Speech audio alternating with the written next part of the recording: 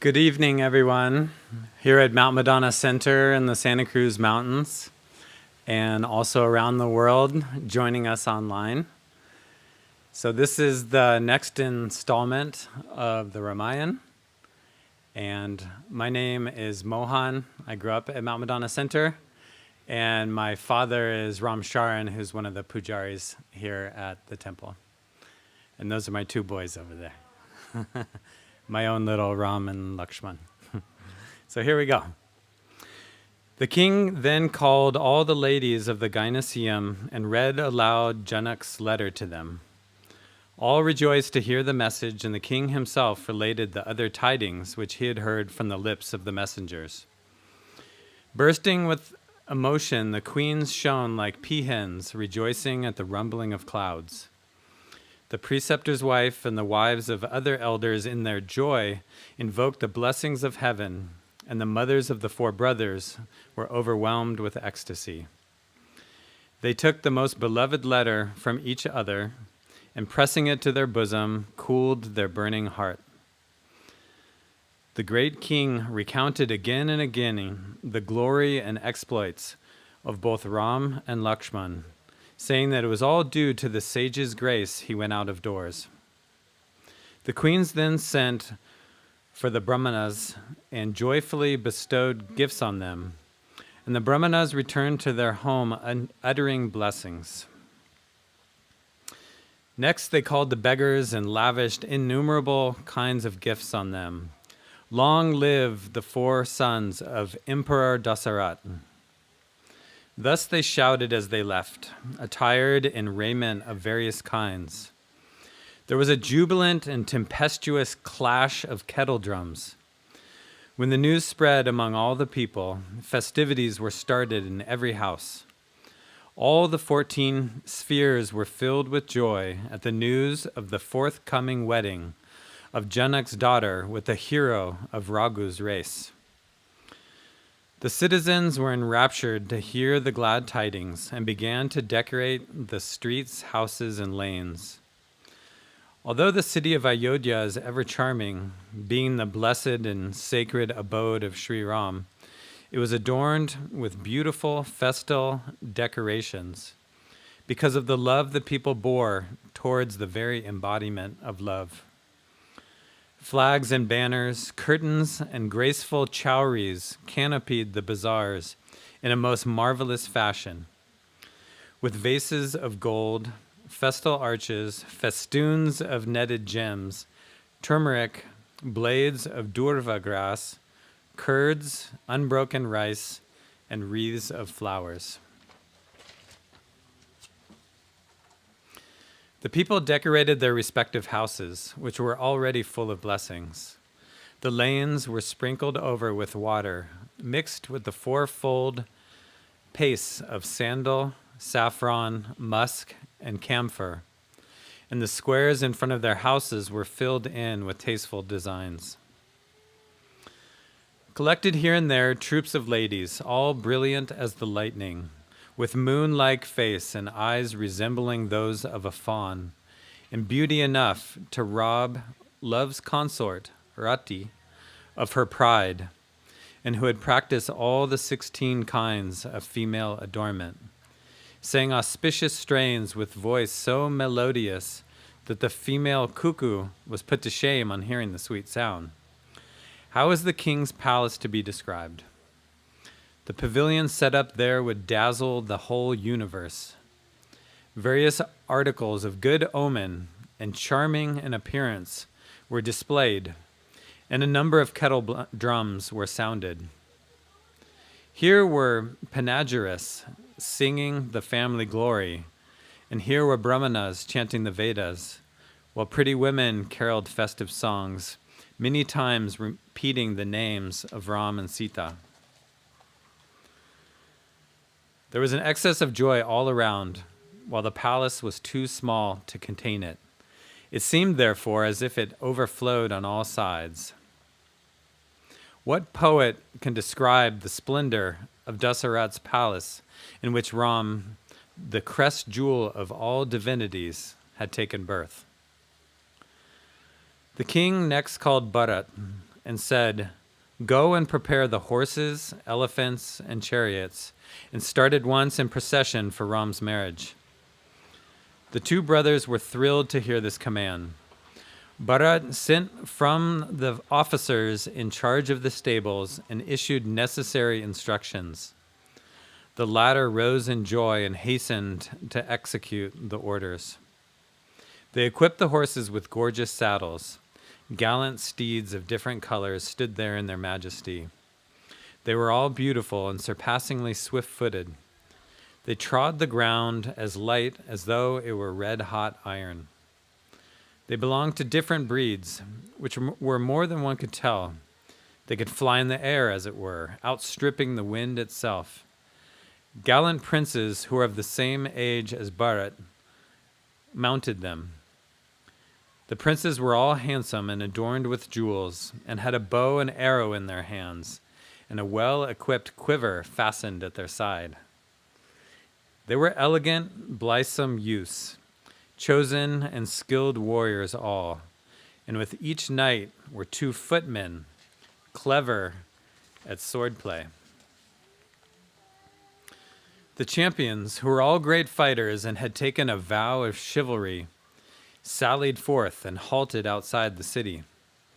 The clever fellows put their steeds through various paces and rejoiced to hear the clash of tabor and drum.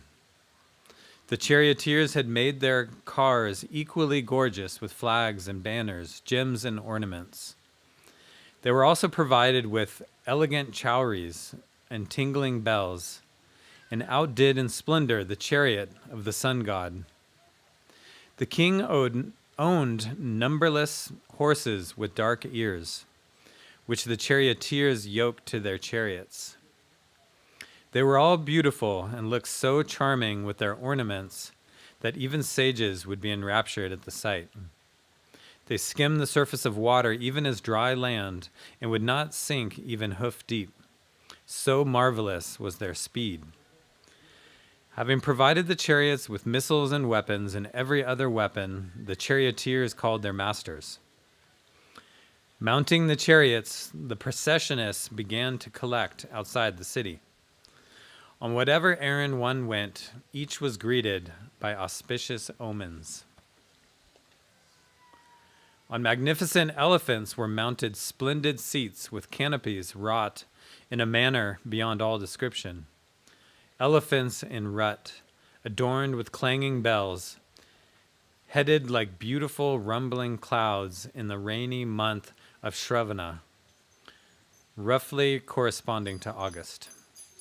There were various kinds of other vehicles, such as charming palanquins, sedans, on which rode companies of noble brahmanas, incarnations, as it were, of all the hymns of the Vedas. Genealogists, bards, and rhapsodists, too, rode on vehicles appropriate to their respective ranks. White mules, camels, and oxen of various breeds carried on their backs commodities of innumerable kinds. Millions of porters marched with burdens slung across their shoulders, who could enumerate the varieties of goods they carried. Crowds of servants also proceeded on the journey, equipping themselves in their own way and forming batches of their own. Each had boundless joy in his heart, and a thrill ran through the bodies of all. They whispered to one another, "When shall we feast our eyes on the 2 heroes, Ram and Lakshman?"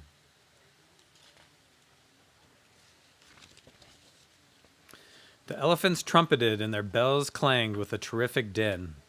On all sides there was a creaking of wheels and a neighing of horses.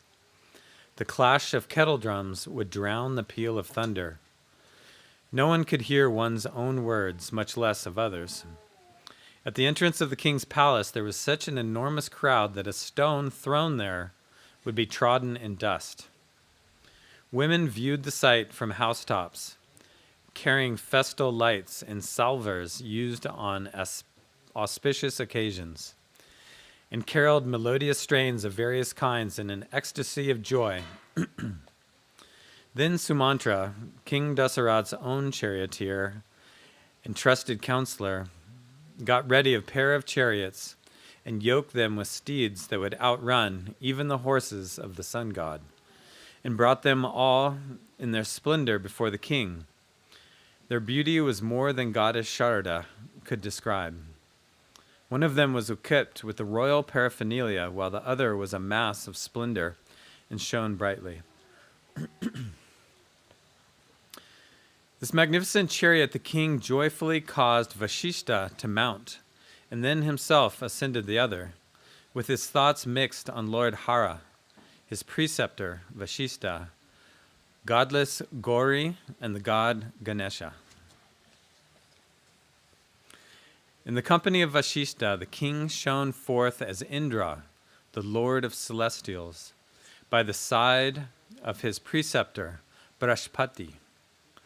After performing all the rites sanctioned by family usage or prescribed by the Vedas, and seeing everyone fully equipped for the journey, he sallied forth to the blast of the conch shell, after receiving the permission of his preceptor, and with his thoughts fixed on Sri Ram. The immortals rejoiced to see the marriage procession and rained down flowers full of auspicious blessings. There was a confused din of horses neighing, elephants trumpeting, and a music playing both in the heavens and in the procession. Human and celestial dames alike sang festal melodies, while clarinets played in sweet accord. There was an indescribable clamor of bells, both large and small. The footmen leaped and danced, displaying exercises of various kinds. Jesters, proficient in pleasantry and expert in singing melodious songs, practiced all kinds of buffoonery. Gallant priests made their steeds curvet to the measured beat of tabors and kettle drums. Accomplished dancers noted with surprise that they never made a step at a time. The splendor of the marriage procession was more than one could describe. Fair and auspicious omens occurred. The blue-necked jay picked up food on the left and announced as if it were all good fortune. On a fair field in the right appeared a cow, and a mongoose was seen by all. A soft, cool, and fragrant breeze was blowing in a favorable direction. A blessed woman appeared with a pitcher and a child in her arms. A fox turned round and showed himself again and again, and a cow suckled its calf in front of the procession. A herd of deer came round to the right, as if good omens appeared in visible form. A Brahmani kite promised great blessings, and a Sayama bird was observed on an auspicious tree to the left. A man bearing curds and fish and two learned brahmanas, each with a book in his hand, came from the opposite direction. All kinds of blessed and auspicious omens and those conducive of desired results occurred all at once, as if to fulfill themselves.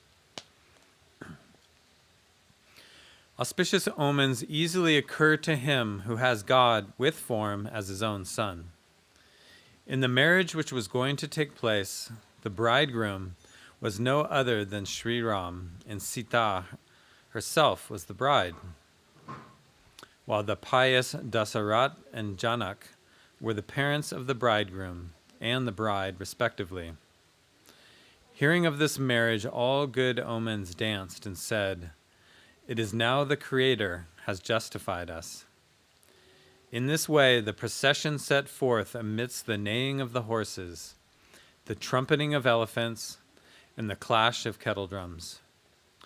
Learning that the chief of the solar race, King Dasarat, was already on the way, King Janak had the rivers bridged and got beautiful rest houses erected at different stages, which vied in magnificence with the city of immortals, Amaravati, and in which members of the bridegroom's party were supplied with excellent food, beds, and clothing, each according to his own taste.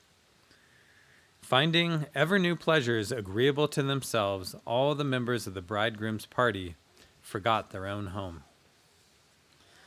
When it was learned that the procession of the bridegroom's party was approaching, and the tempestuous clash of the kettle drums was heard, a deputation went out to receive it with elephants, chariots, footmen, and horses duly equipped.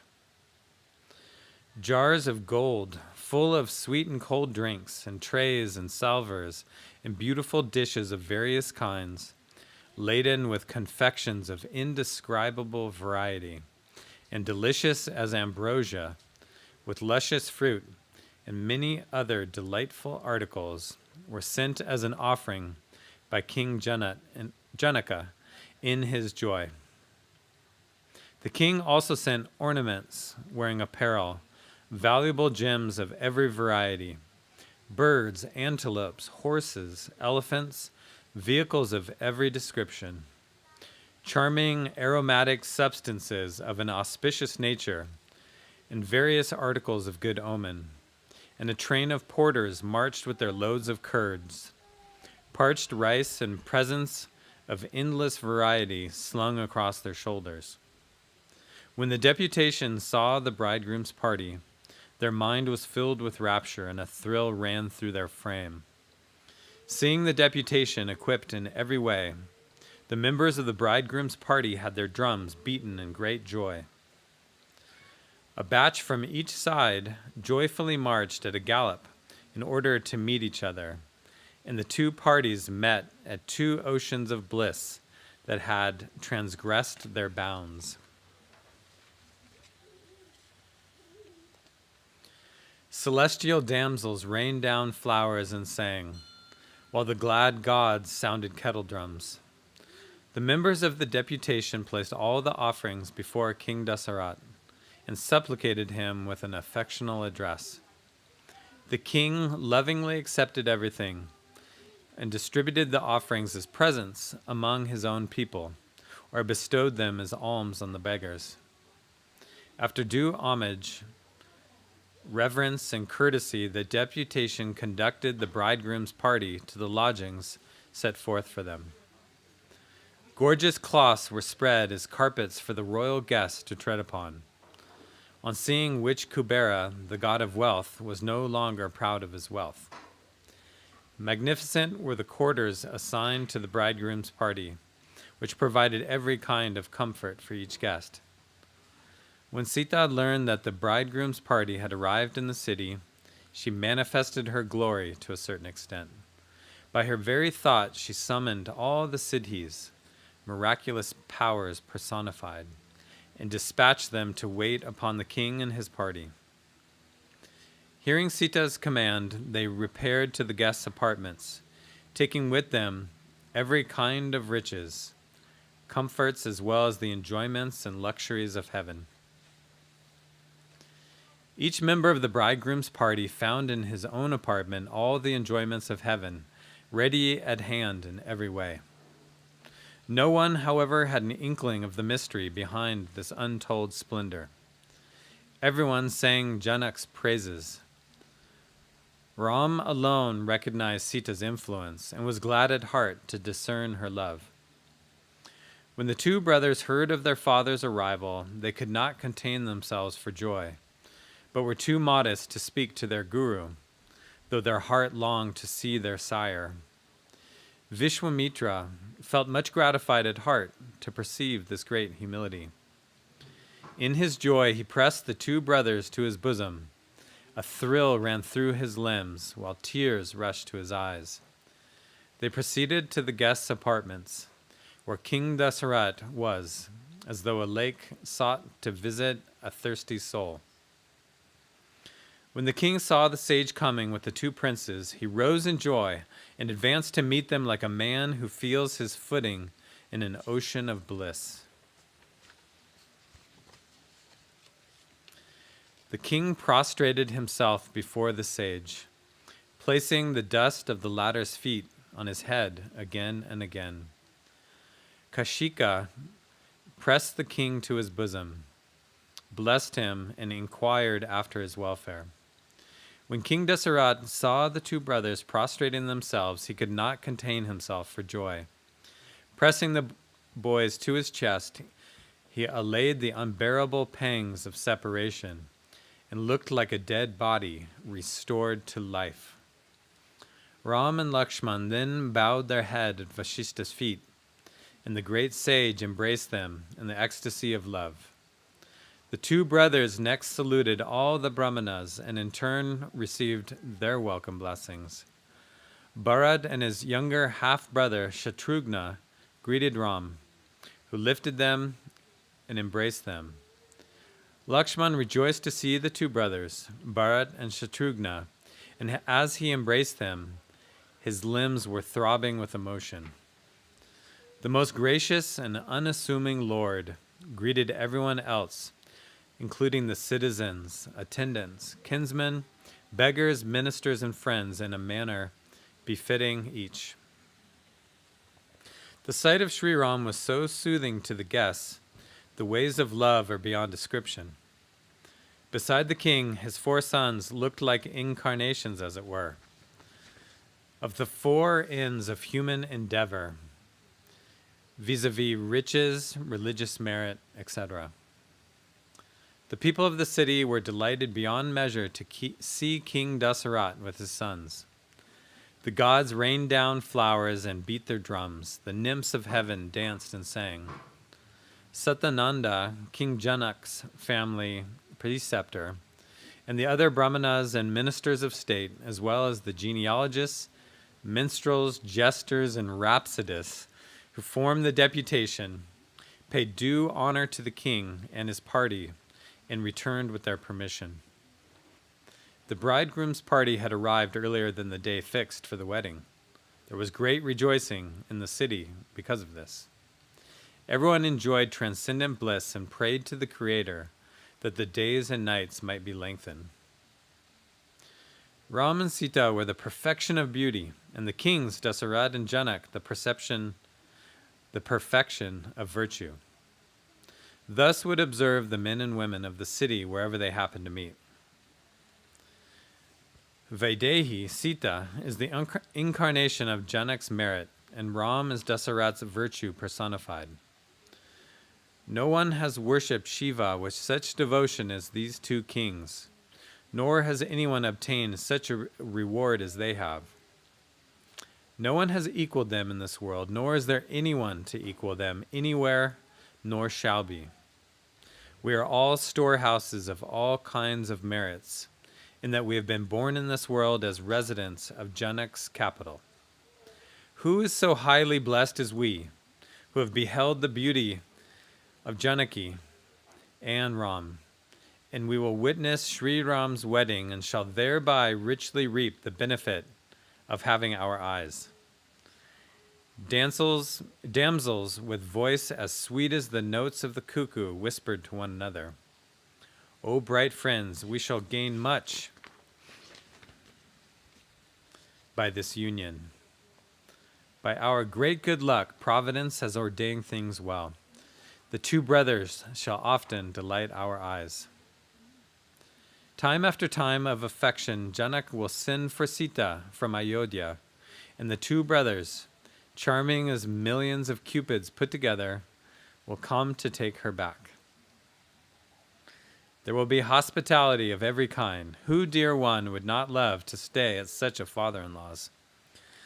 On each such occasion, all the people of the city will be happy to behold Sri Ram and Lakshman. King Dasarat, my friends, has brought with him two other lads exactly resembling the pair of Ram and Lakshman. One dark, the other fair, but both charming of every limb. So declare all those who have seen them.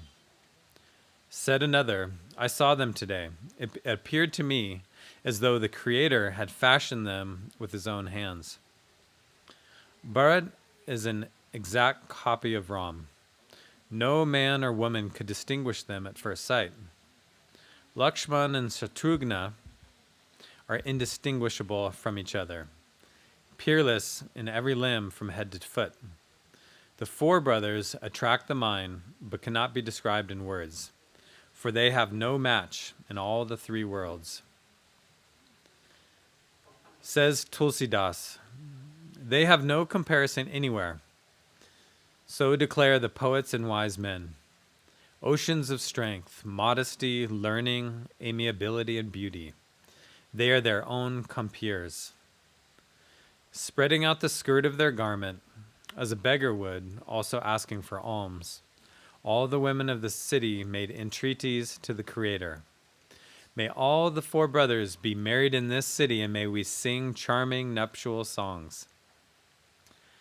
Said the damsels to one another, with tears in their eyes and the hair on their body standing up. Friends, the slayer of the demon Tripura will accomplish everything. The two kings are of such boundless merit. In this way they all prayed, and a flood of joy inundated their heart. The princes who had come thus some days rejoiced to see the four brothers, and returned each to his own home, extolling Sri Ram's widespread and spotless fame. Thus a few days elapsed to the delight alike of the citizens and all the members of the bridegroom's party. At length the blessed day of wedding arrived. It was the delightful month of Margasirsa, in the beginning of the cold season. Having carefully examined and determined the propitious nature of the planets, date, asterism, the conjunction of the stars, the day of the week, and the hour of the wedding, the Creator dispatched the note concerning the hour of the wedding through Narada. It was just the same that Janak's astrologers had already determined. When all the people heard of this, they observed, the astrologers of this place are so many creators, as it were. The most auspicious and sacred hour before sunset, which is the time when cows generally return home from pasture, and is consequently marked by clouds of dust raised by their hooves, arrived. Perceiving omens, the Brahmanas apprised King Videha of its approach. The king asked the family priest, Satananda, what is the cause of delay now? Satananda then summoned the ministers, who came equipped with all auspicious articles. A number of conches, drums, and tabors sounded. Festal vases and articles of good omen, such as curds, turmeric, and blades of durva grass, were displayed. Graceful women, whose husbands were alive, sang songs, and holy brahmanas chanted Vedic texts. In this manner they proceeded to invite the bridegroom's party with due honor, and called at the latter's lodgings. When they witnessed King Dasarat's glory, Indra, the Lord of Celestials, looked very small to them. The hour has come. Be good enough to start now, they submitted. At this, the drums gave a thundering beat.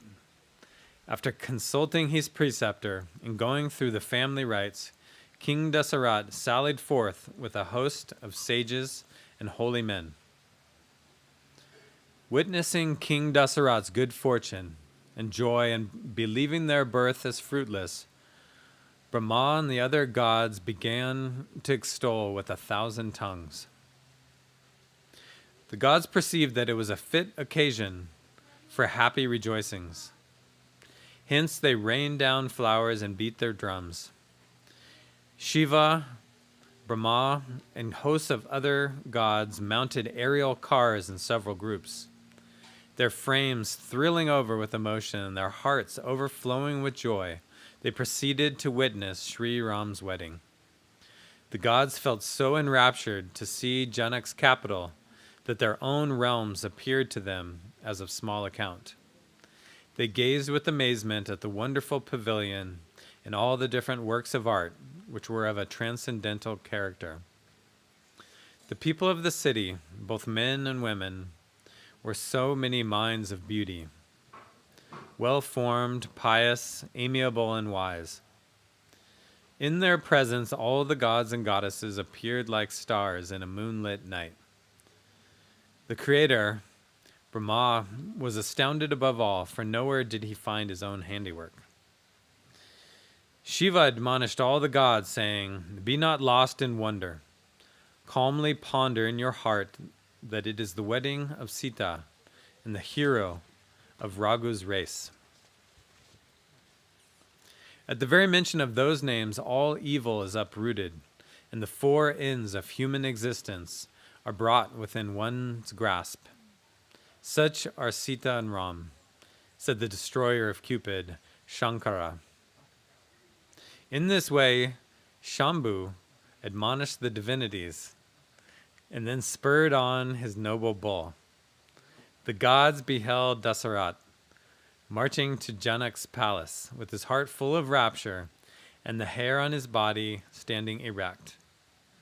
The assemblage of holy men and brahmanas accompanying the king appeared like joys, incarnate, ministering to him.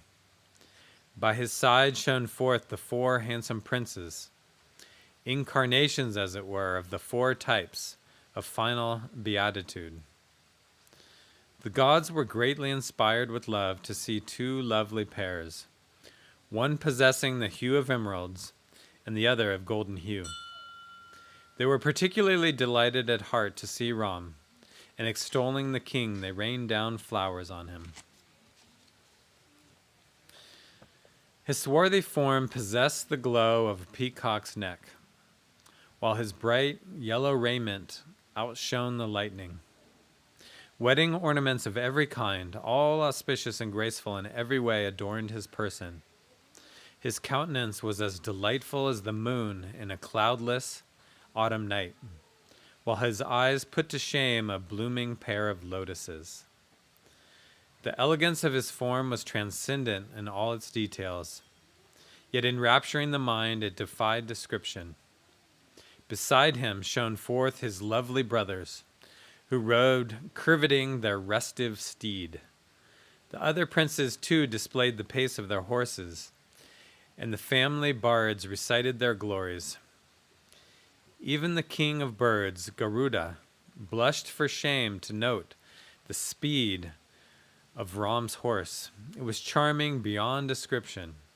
It seemed as though Cupid himself had taken the form of horse. It seemed as if Cupid himself had appeared in all his charm, in the disguise of a horse for the sake of Sri Ram, and fascinated the whole universe with its youth and vigor, form and virtues, as well as with its pace. A bejeweled saddle, thick set with beautiful pearls, gems, and rubies, shone on his back. The exquisite band with small tinkling bells and the lovely bridle dazed gods, men, and sages alike. Marching with its mind completely merged in the Lord's will, the horse looked most beautiful, as though a cloud irradiated by stars and the fitful lightning had mounted a peacock and made it dance. Even Sharda is unable to describe the noble steed on which Sri Ram rode. Shankar, who has 5 faces with 3 eyes each, was enamored of Sri Ram's beauty and congratulated himself on his possessing as many as 15 eyes. When Sri Hari, Vishnu, fondly gazed on Ram, both Ram and her lord were equally enchanted. The 4-faced Brahm, too, was delighted to behold Sri Ram's beauty, but he felt sorry to think that he had only 8 eyes. The generalissimo of the heavenly host, the 6-faced Kartikeya, exulted over the fact of his possessing 1.5 as many eyes as Brahm. When the wise lord of celestials gazed on Sri Ram with his 1,000 eyes, he thought Gautama's curse as the greatest blessing. All the gods envied Indra and observed, "No one can vie with Indra today." The whole host of heavenly beings rejoiced to behold Ram, and there was joy beyond measure in the court of both the monarchs. There was great rejoicing in the court of both the kings, and a tempestuous clash of kettle drums on both sides. The gods rained down flowers, shouting in their joy, "Glory, glory, glory to the jewel of Raghu's race." In this way, when it was known that the marriage procession was approaching, All sorts of music began to play. While Sita's mother summoned married women whose husbands were alive and prepared with their help auspicious materials for the ceremony of waving lights round the bridegroom. Kindling lights of various kinds and collecting all other articles of good omen, a bevy of graceful women, who possessed the charming gait of an elephant, proceeded joyfully to perform the ceremony of waving lights round the bridegroom. They all had moon-like faces and eyes like those of a gazelle. By the elegance of their form, they robbed Arati, love's consort, of all self-conceit. Attired in costly garments of various colors, they adorned her person with all kinds of ornaments. They had further beautified all their limbs with auspicious materials and sang melodies that put to shame even a female cuckoo. Bracelets, small bells round their waistband, as well as anklets, made a jingling sound as they moved, and even love's elephants blushed for shame to see them walk. All kinds of music played, and there was festive both in the heavens and in the city. Sharda Ram Bhavani, and that is where the story ends for tonight.